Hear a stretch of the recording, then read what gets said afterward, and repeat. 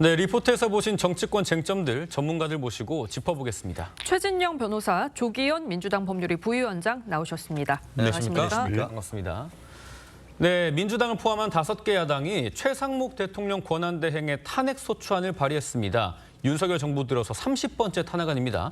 탄핵 사유가 4가지 정도 있는데 마은혁 후보자를 임명하지 않은 것, 이걸 야당 쪽에서는 강하게 강조를 했습니다. 그렇습니다. 특히 헌법재판소가 임명하지 아니한 것이 위헌이라는 확인까지 했는데 그것을 어떻게 임명하지 않느냐라는 것을 굉장히 성토해 왔고 네. 그런 부분과 관련해 가지고 특히 한덕수 국무총리 권한대행이 탄핵이 됨으로써 최상목 권한대행이 사실상 대통령 권한대행을 하지 않습니까? 지금 실제 그 민주당 내부 후문을 들어보면은 최상목 권한대행에 상당히 어떻게 보면은 뭐랄까요, 좀 섭섭하다 이런 기류가 있는 것 같습니다. 예. 무슨 말씀이냐 하면은 아니 내가 앞에 탄핵시켜가지고 당신 대통령 권한대행을 해줬는데 왜 그 직을 줬음에도 불구하고 이와 같이 그 마은혁 권한대행을 임명하지 않느냐라는 그런 어떤 섭섭함이 묻어 있다라고 보이는 것 같은데 개인적인 겁니다만 제가 좀 들은 바도 있기 때문에 그런데요. 네. 저는 그렇지만 어떻게 국정을 그런 식으로 어떤 그 감정적으로 대응하는지는 참 잘 모르겠습니다. 근데 좀 민주당의 어떤 그 대응은 상당히 모순적인 것 같습니다. 무슨 말씀이냐? 대통령 그러니까 그 마은혁 재판관 같은 경우에 임명은 부총리나 아니면 기재부 장관으로 하는 것이 아니지 않습니까? 네. 그렇다고 하면은 대통령의 그 직무대행 그 중에서 국가 원수의 지위로서의 어떤 그 국가기관 임명권인데 그러면 국가기관 국가 원수로서의 어떤 대응으로서의 행위를 하지 않은 것에 대해서 어떻게 헌법재판소에 탄핵을 하면서 기재부 장관이라고 쓸 수 있습니까? 기재부 장관으로서 임명을 거부를 합니까? 앞뒤가 맞지 않지 않습니까? 네. 본인들은 봉투에다가 대통령 권한 대행이라고 써놨다고 하면은 제가 납득이라도 하죠. 그렇지만 법조인의 한 사람으로서 민주당이 지금 얘기하고 있는 탄핵 사유와 지금 본인들이 주장하고 있는 것은 앞뒤가 맞지 않는 이런 부분이기 때문에 과연 이것이 실제로 탄핵까지 갈 것인지 아니면은 나름대로의 어떤 카드 할 때의 블러핑인지 좀 더 지켜봐야 되는 것이 아닌가 생각합니다. 네. 헌법상 의무를 이행하지 않기 때문에 당연히 해야 되는 탄핵입니다.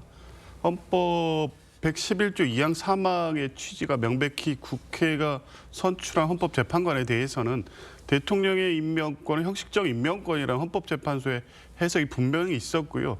그 국회와 최상목 대행 간의 권한쟁의 심판에서 헌법재판소는 분명하게 국회가 선출한 재판관을 임명을 거부할 수 없고 선별해서 임명할 수도 없고 임명해야 되는 것은 헌법적 의무라고 분명히 했습니다. 네. 그러면 즉시 임명해야 합니다. 그나마 기다려준 거죠. 계속 임명하지 않는 것은 헌법 위반이라는 사실을 상기시키면서 계속 기다려왔음에도 불구하고 끝까지 임명하지 않고 있습니다. 이런 상황을 방치하면 이후에라도 국회 선출 재판관 몫을 대통령이 임명 안 하면 헌법재판소가 구성 안 돼도 되는 겁니까? 헌법상 당연한 의무를 이행하지 않는 부분에 대해서 더 이상 지체할 수 없기 때문에 탄핵을 안 할 수 없었던 거고요. 그 부분에 대해서 그게 무슨 실익이 있느냐 이런 주장도 하고 있는데 헌법상 의무를 이행하는 데 있어서 그로 인해서 마은혁 재판관의 임명 여부가 달려 있는지 이런 것까지 판단할 정도의 사안도 아니라고 보고요.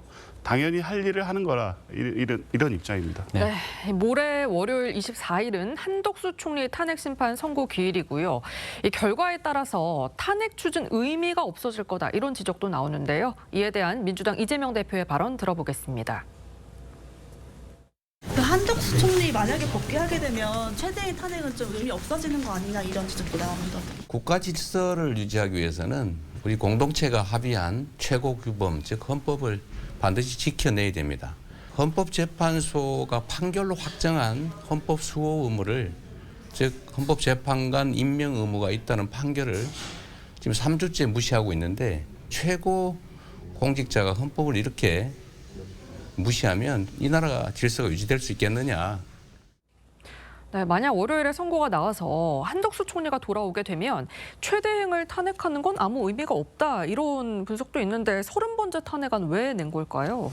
한덕수 총리가 만약에 직무 복귀된다고 해도 최상목 대행의 위헌행위, 위법행위가 면책이 되는 겁니까? 그건 아니죠. 그러니까 한덕수 총리가 돌아온다고 해도 권한 대행으로서의 직무를 향후 수행하는 거에 그치는 것이지 최상목 대행이 했던 마은혁 재판관을 임명하라는 헌법재판소의 결정 7일 이행하지 않은 직무유기에 관한 위원 입법에 대한 책임은 여전히 분명히 남는 겁니다. 그리고 내란 행위와 관련해서 그 관련돼서도 탄핵소추 사유의 첫 번째로 들어갔는데요. 국무회의에 출석했고 국무회의에 참석해서 그 계엄 실행 문건을 받았다는 게 아닙니까? 그 계엄 실행 문건은 대단히 중요합니다. 비상 입법 기구에 관련된 언급이 있고요.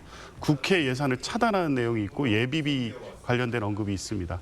실제 계엄의 비상계엄이 내란에 해당된다는 부분에 대해서 가장 핵심적인 증거를 받았고 그거를 누군가에 전달했습니다. 실제 그 이후에 진행된 경제부총리가 주관한 회의에서 네. 그 논의가 있었다고 하면 실행행위까지 나간 거로도 볼 수 있습니다. 아직 수사가 진전이 안 돼서 그렇지 내란 관련된 이 법적 책임도 분명히 있습니다. 이런 부분에 대한 법적 판단은 받아야 되는 거죠. 이후에 마은혁 재판관의 임명이 한덕수 총리가 직무 복귀돼서 다시 또 문제가 될 수는 있지만 그거는 그것과 별개로 네. 최상목 대행의 위헌 위법 행위에 대해서는 분명히 법적 평가를 받아야 된다 이런 입장입니다.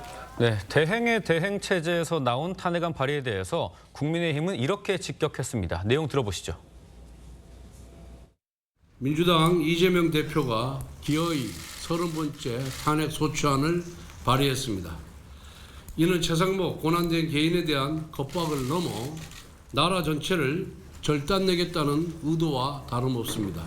이 대표는 이제 국정을 파괴하는 테러리즘의 길로 완전히 접어들었습니다. 권성동 원내대표 얘기는 또 한 번의 탄핵소추안 발의가 테러리즘과 같다라는 거고 야권에서도 김부겸 전 총리가 민주당의 결정에 신중하지 못했다라는 발언을 해서 눈에 띄었는데 야권 안에서도 이번 탄핵안 발의 왜 추진하는지 모르겠다 이런 반응이 좀 있는 것 같습니다. 그렇습니다. 단순히 무익한 것이 아니고 유해한 탄핵이다 이렇게 얘기를 하고 싶은데요. 한 줄로 굳이 평가하자고 하면은 탄핵 기각 전문 정당의 과속 스캔들이다 이렇게도 평가할 수 있지 않겠습니까? 실제 지금 그 30건이 이제 다 채웠고 그 사이에 선고된 8건이 8대 빵 아니겠습니까? 그런데 그에 대한 어떤 그 유감이라든가 아니면 사과라든가 이런 표명은 없이 브레이크 없는 기관차처럼 탄핵 열차를 폭주시키는 것에 대해서는 국민의 어떤 그 눈이 두렵지 않느냐 이런 얘기가 민주당 자체 내에서도 있는 것이죠. 실제 지난번 같은 경우는 어떻습니까? 심야 긴급의원 총회에서 격론이 벌어졌다는 건 아니겠습니까? 그렇기 때문에 결론을 못 내고 그 부분에 대한 것은 그 지도부에 위임한다라고 하는데 아시다시피 지금 지도부는 이재명 일극 체제 아니겠습니까? 그 지도부의 의견은 이재명 대표의 의견이라고 봐도 당연한 것이죠. 그러다 보니까 어떻습니까? 이재명 대표는 한때 이런 얘기를 했습니다. 권력은 잔인하게 써야 된다라고 얘기를 했습니다. 결국 지금은 내 대권이 먼저다. 대한민국이 먼저다가 아니고 대한민국이 먼저가 아니고 내 대권이 먼저다 아닙니까? 대한민국의 경제, 외교, 통상이 무너지건 말건 어쨌든 지금 현재의 경제부총리를 맡고 있는 사람을 쓰러뜨림으로써 실질적으로 헌법재판소를 압박하려고 하는 그런 의도가 보이는 건 아니겠습니까? 그렇기 때문에 중도의 역풍이 어떻게 보면 예측이 되는 거고 민생이 그대로 어떻게 보면은 힘들어졌기 때문에 민주당 내에서도 이런 무익을 넘어서 유해한 것을 왜 하냐? 더불어서 다음 주 월요일 같은 경우에는 물론 뭐 민주당은 한덕수 국무총리 권한 대행에 대해서 탄핵이 인용될 것이라 생각을 하지만 만약에 거기에서 인용이 안 되고 기각이나 각하가 돼버리면은 결국 한덕수 권한 대행을 왜 했습니까? 내란은 빼버리고 실질적으로 마은혁 권한 대행에 대한 임명을 하지 아니한 것으로 해서 탄핵을 했는데 기각이 돼버리면은 이거는 탄핵권의 남용 중의 남용이라고 스스로 판단되는 건 아니겠습니까? 이런 역풍이 예상됨에도 불구하고 이렇게 조급하게 가는 것은 결국 다음 주 수요일에 있는 이재명 대표의 공선법 2심에 따르는 부담감, 이에 따르는 초조감 때문이 아닌가 하는 것이 합리적 해석이 아닌가 생각합니다. 네. 지금 뭐 민주당은 탄핵과는 별도로 무려 10년 전에 박근혜 정부 시절 국정농단 사건과 관련해서 이 최 대행을 고발하기도 했는데요. 당시 특검 수사팀장이었던 윤 대통령이 봐주게 수사를 했다 이런 의혹도 제기를 하고 있어요. 왜 10년 전 사건을 이제 문제를 제기하는 걸까요? 최상목 대행이 얼마나 헌법이나 법률을 무시했는지 이런 부분이 지금 그 3주간에 진행된 마은혁 재판관 임명권에 대해서 부각되고 있습니다. 그런 부분을 확실하게 드러내는 게 2015년 사건이 있었죠. 그때 국정농단 사건 때 미르재단 설립과 관련해서 불법 모금의 직접적인 실행을 한 것이 당시 최상목 비서관이었습니다. 물론 수사 결과 안종범 수석이 기소돼서 처벌이 됐고 최상목 대행은 검찰의 강도 높은 수사를 받긴 했지만 네. 그 불기소로 사안이 종결되긴 했는데 위법 행위에 가담했다는 사실관계는 당시 안종범 등의 공소장 판결문에 그대로 기재돼 있습니다.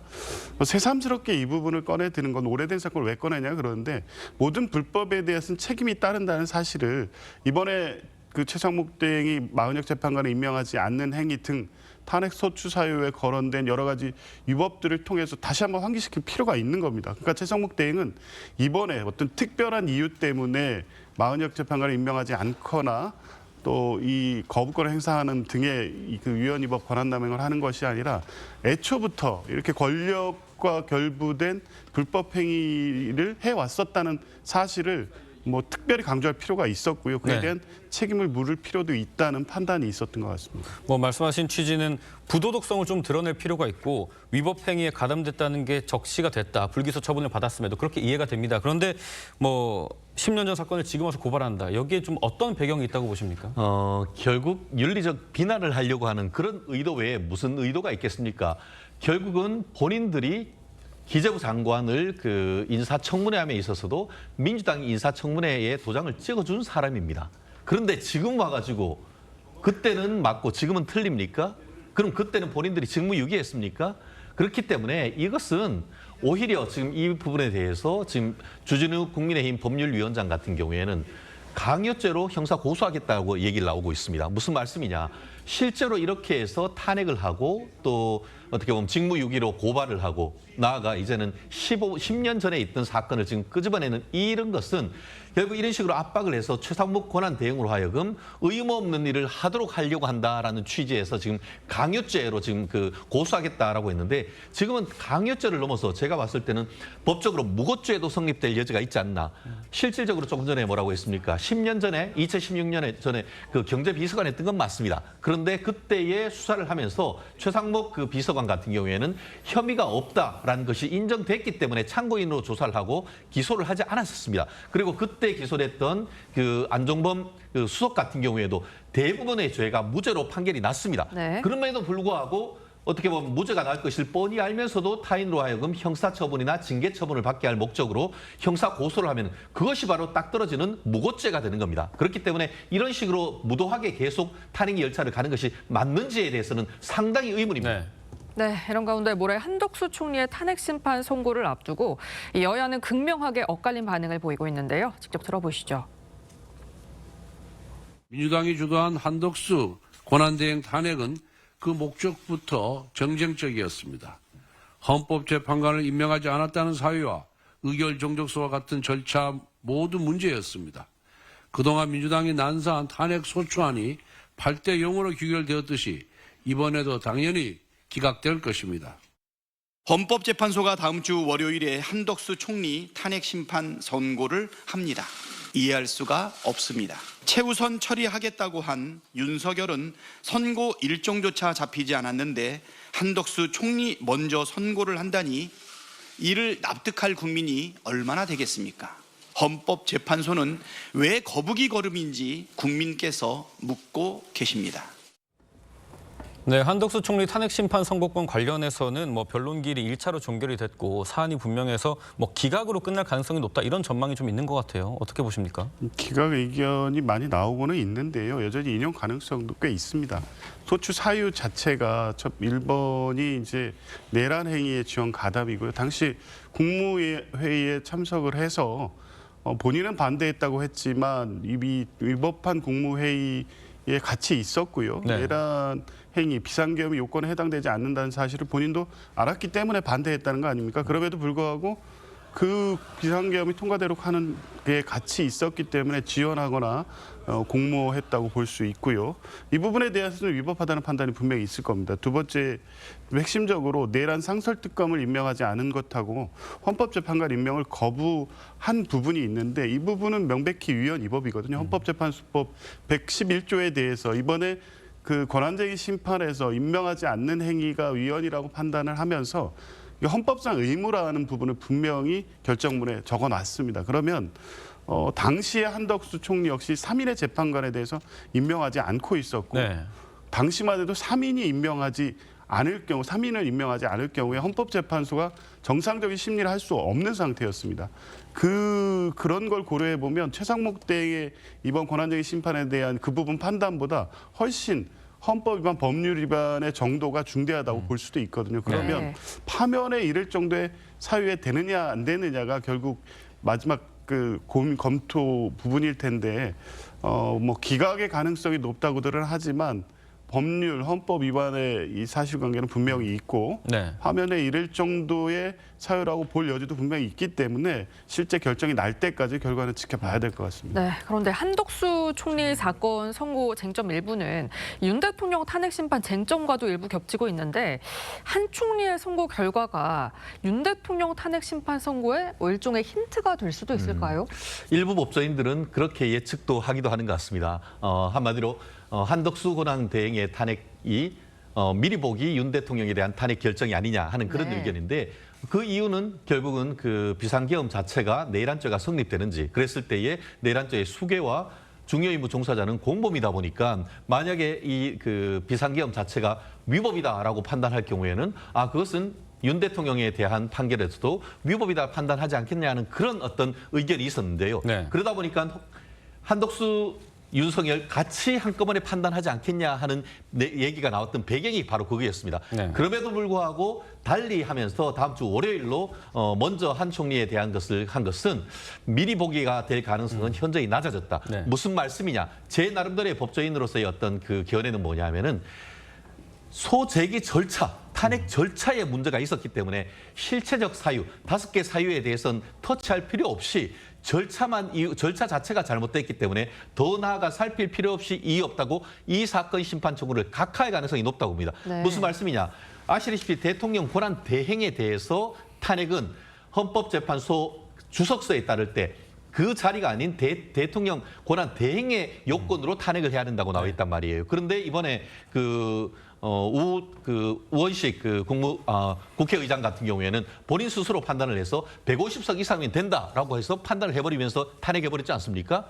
그러면은 그와 같은 국회의 어떤 소추 의결 절차에 중대한 위법이 있기 때문에 실체적 진실을 밝힐 필요도 없이 절차적으로 이것은 각하해버리면 그렇게 되면은 이 그 비상계엄이 위법한지 어떤지 판단할 필요도 없어져 버린 것이죠. 네. 그렇기 때문에 결국은 같이 판단하지 않고 별도로 먼저 한덕수 국무총리에 대한 탄핵을 하는 것이 아니냐라는 해석을 충분히 가능합니다. 그렇기 때문에 만약에 각하한다고 하면은 미리 보기라고 할 수는 없겠지만 인용한다거나 아니면은 기각한다 하더라도 좀 전에 말씀하신 것처럼 네. 비상계엄의 위법을 판단한다고 하면은 미리 보는 좀 약간의 힌트를 얻을 가능성도 뭐 여전히 배제할 수는 없다고 봅니다. 네. 네, 한덕수 총리의 탄핵 심판 선고가 24일에 나옵니다. 저희가 시기를 좀 돌려보면 헌재에서는 윤 대통령 건을 최우선 순위에 두겠다라고 했는데 이제 한덕수 총리 건이 더 빨리 선고가 나는 겁니다. 이렇게 윤 대통령에 대한 탄핵 심판 선고가 늦어지면서 여야가 헌법재판소 앞에서 뜨겁게 여론전을 펼치고 있습니다. 그 장면 모아봤습니다. 한번 보시죠. 8시 반부터 기다렸어요. 여기서 8시 반에 하시고 그래서 우리 9시 20분에 또 잡아놨다니까요. 아니 이미 다 준비 다 했다니까 우리는. 아니 준비를 해도 아니요 여기서 이러지 맙시다. 우리가 9시에 언론에 공개돼 있으니까 하고 비켜. 아니 그 자리에서 하시면 되지 왜. 탄핵 공작, 내란 몰이를 한 진실이 명백히 드러났으므로 대통령에 대한 탄핵 청구는 기각되는 것이 당연합니다. 이리보다 저리보다 각하하는 것이 맞다는 것을 다시 한번 말씀드립니다. 즉각적으로 윤석열의 파면을 선고해 주십시오. 헌법과 법률에 맞았느냐 안 맞았느냐를 심판하면 되는 겁니다.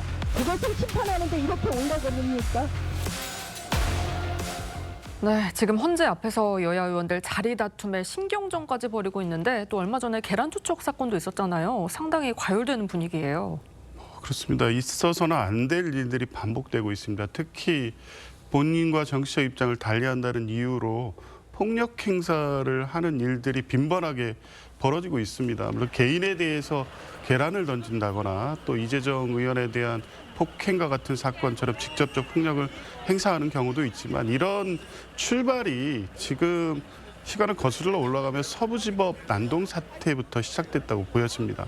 이 구호나 주장이 과격할 수는 있지만 그게 폭력 행위로 나아가서는 안 된다는 것은 여야를 막론하고 정치권이 같이 목소리를 내야 되는데 서부지법 난동 사태 이후에 국민의힘 측에서는 오히려 그러한 분위기를 정치적 타당성이 있다는 이유로 옹호하는 입장을 취했습니다. 그리고 그 이후에도 이번에 계란 이 테러와 관련해서도 이게 자작극이니 이런 극우 유튜버들의 얘기를 가감없이 그대로 인용하면서 마치 이게 민주당 의원들이 만들어낸 사실처럼 주장하고 있습니다. 네. 금도가 있어야 되죠. 그리고 이런 상황을 이런 방식으로 왜곡하거나 방치할 경우에 만약 윤석열 대통령에 대한 선고 결정이 내려질 경우에 그 이후에 이 발생될 수 있는 여러 가지 위험성은 더 커지고 예측 불가능한 상황으로 갈 수 있습니다. 네. 이 부분 적어도 최근 며칠 사이에 발생한 몇 건의 폭력 행위에 대해서는 그 국민의힘도 절대 있어서는 안 되고 대통령 탄핵에